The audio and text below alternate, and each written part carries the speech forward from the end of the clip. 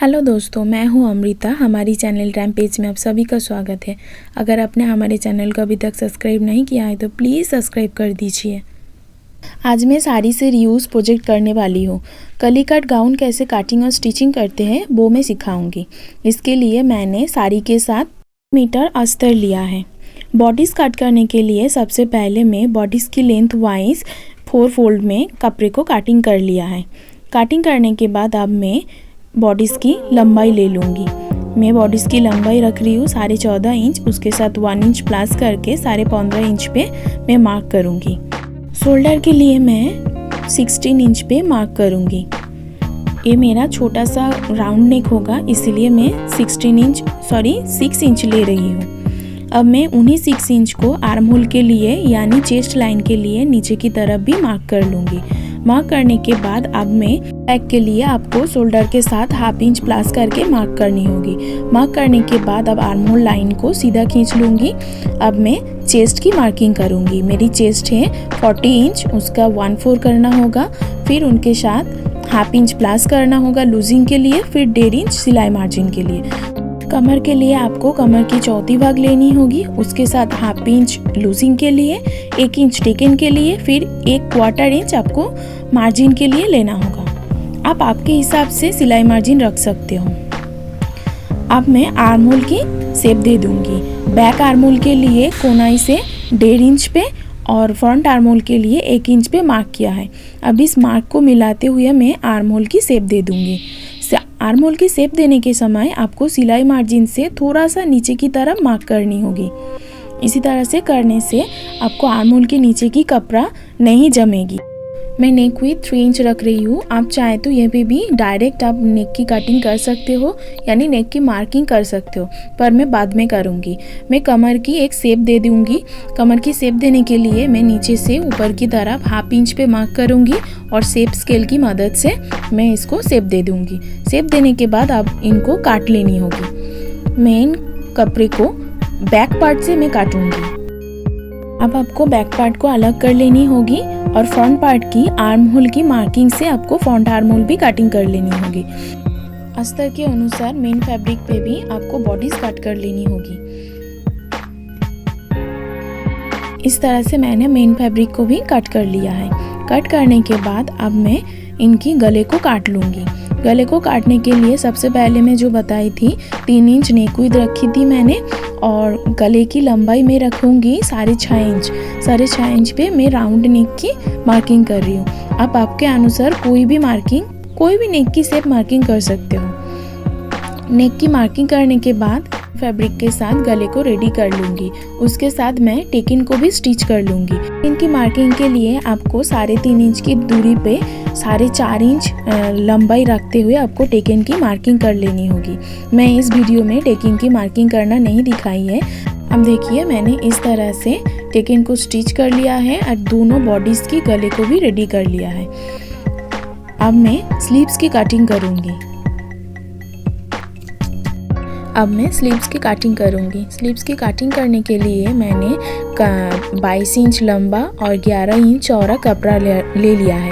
कपड़े को 4 फोल्ड कर लिया है। और स्लीव्स कटिंग करने के लिए सबसे पहले आपको बैक पार्ट और फ्रंट पार्ट की आर्म होल की गोलाई को पूरे राउंड में नाप लेनी होगी।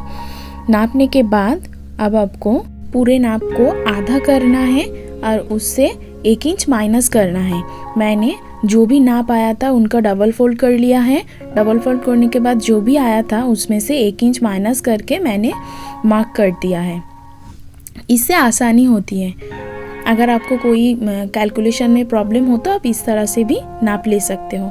नाप लेने के बाद ऊपर से 3.5 इंच पे नीचे पे मार्क करूँगी और अंदर की तरफ सिलाई मार्जिन की मार्किंग करूँगी।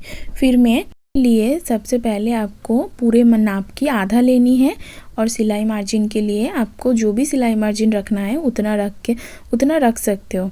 अब मैं स्लीव्स की सिलाई मार्जिन की मार्क भी कर लूँगी और स्लीव्स की मार्किंग भी कर लूँगी। चाहे तो इस समय फ्रंट आर्म होल की भी मार्किंग कर सकते हो। स्लीव्स की मोरी रेडी हो जाने के बाद स्लीव्स की फ्रंट आर्म होल की मार्किंग करती हूँ। इस साड़ी की लेस को मैं स्लीव्स पे अटैच करूँगी। अटैच हो जाने के बाद मैं दिखाती हूँ किस तरह दिख रहा है। अब देखिए स्लीव्स की लेस अटैच हो गई है। अब मैं फ्रंट आर्म होल की कटिंग कर लूँगी। फ्रंट आर्म होल की कटिंग हो जाने के बाद अब आपको दोनों बॉडीज़ को लेनी है और शोल्डर को अटैच कर लेनी है। शोल्डर अटैच हो जाने के बाद अब आपको बॉडीज़ की जो मार्किंग की थी, बॉडी मार्किंग की थी और स्लीव्स की जो मार्किंग है, इस तरह से मैंने बॉडी पार्ट को एकदम रेडी कर लूँगी स्टिच करके।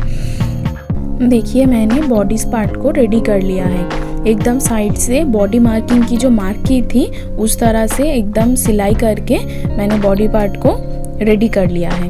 बॉडी पार्ट को रेडी करने के बाद अब आपको कली काटना है। सबसे पहले मैं अस्तर वाली पार्ट में कली काटूंगी। इसके लिए मैंने 4 फोल्ड किया है, फिर इनको डबल फोल्ड करके 8 फोल्ड किया है। मेरा गाउन की घेरा कली में कट होगा। आप चाहे तो अस्तर वाली पार्ट को ए लाइन शेप में भी काट सकते हो या और अम्ब्रेला काट में भी काट सकते हो, पर मैं दोनों पार्टी ए शेप से काट रही हूँ, कली कट कर रही हूँ। मेरा कली होगा 8 कली होगा, तो मेरा कमर है 34 इंच। 8 को 34 से डिवाइड करना है जो कि आ रहा है 4.5 इंच। इसके साथ हाफ इंच प्लस करना होगा आपको सिलाई मार्जिन के लिए, जो टोटल आएगा 5 इंच। 5 इंच आपको ऊपर की तरफ भी मार्क करनी है। जिधर खुली साइड है उस तरफ आपको 5 इंच पे मार्क करनी है और जिधर आपको फोल्ड वाली साइड है आपको 5 की आधा लेनी होगी। मैं 2.5 इंच पे मार्क कर रही हूँ। 2.5 इंच पे मार्क करने के बाद अब आपको दोनों मार्क को लंबाई में जोड़ लेनी होगी। लंबाई में मार्क करने के बाद अब आपको इस लाइन को काट लेनी होगी। इस लाइन बराबर आपको काट लेनी होगी। लाइन बराबर आपको काट लेनी होगी।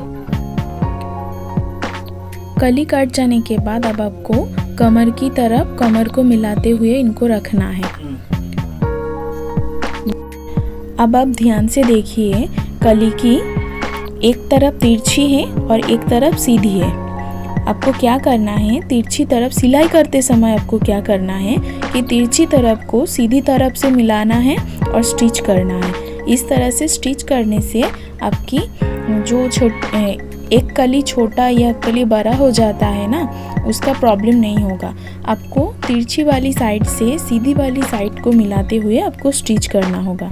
अब देखिए मैंने इस तरह से स्टिच कर लिया है। स्टिच करते समय आपको फिटिंग करते समय आपको कमर की नाप की भी ध्यान रखनी होगी। मेरा 2 कली बच गया है, यानी 2 कली मैंने निकाल लिया है क्योंकि ये कमर पे ज़्यादा आ रहा था, इसलिए अब मैं इनको फिटिंग कर लूँगी। मेरी कमर के हिसाब से मैंने अब इनको फिटिंग कर लूँगी। मैं मेन फैब्रिक की कली के लिए हिसाब कर रही हूँ। मेरा कली है 8, मेरा घेरा होगा 8 कली में, तो मेरा कमर है 34 इंच। पहली की तरह ही होगा, जो मैं अस्तर वाली पार्ट में जो हिसाब की थी उस तरह से ही होगा कि आपको सबसे पहले 34 को 8 से डिवाइड करना है। आपको जितना भी कली हो, अगर मैं यहाँ 8 की जगह 16 कली लेता तो भी मैं 16 से 34 को डिवाइड करता। इस तरह से आपको डिवाइड करना है और कली की घेरे की हिसाब आपको अच्छी तरह समझनी होगी। मेरा कपड़ा है 3.5 मीटर, यानी बचे हुए साड़ी का फैब्रिक है 3.5 मीटर। अब आपको इन मीटर को इंच में कन्वर्ट करना होगा। किस तरह से मैं करूँगी, 3 मीटर यानी इक्वल में 1 मीटर पे इनको कन्वर्ट करूँगी। 1 मीटर इक्वल टू 39 इंच। तो इस तरह से तीनों को मैंने डिवाइड कर लिया है। 39 करके मैंने लिख दिया है। और हाफ यानी आधा मीटर होगा, 39 का आधा। मैं यहाँ पे 19 इंच ले रही हूँ। 19 या 85 इस तरह ही होगा। मैं अप्रोक्स 19 इंच लिया है। अब मैं टोटल इस इंच को मैंने प्लस कर लिया है। प्लस करने के बाद जो भी आया है उनको 8 से डिवाइड करना है। 8 से डिवाइड करने के बाद मेरा जो आ रहा है 17 इंच, इनके साथ अब मैं हाफ इंच प्लस करूँगी सिलाई मार्जिन के लिए, जो टोटल आएगा 17.5 इंच। आपको इस तरह से हिसाब करना होगा। आपका जो भी कपड़ा है, अगर अब मानिए कि आपकी कपड़ा इससे भी ज़्यादा है तो भी आपको इस हिसाब से गुजरते हुए ही मार्क निकालना होगा।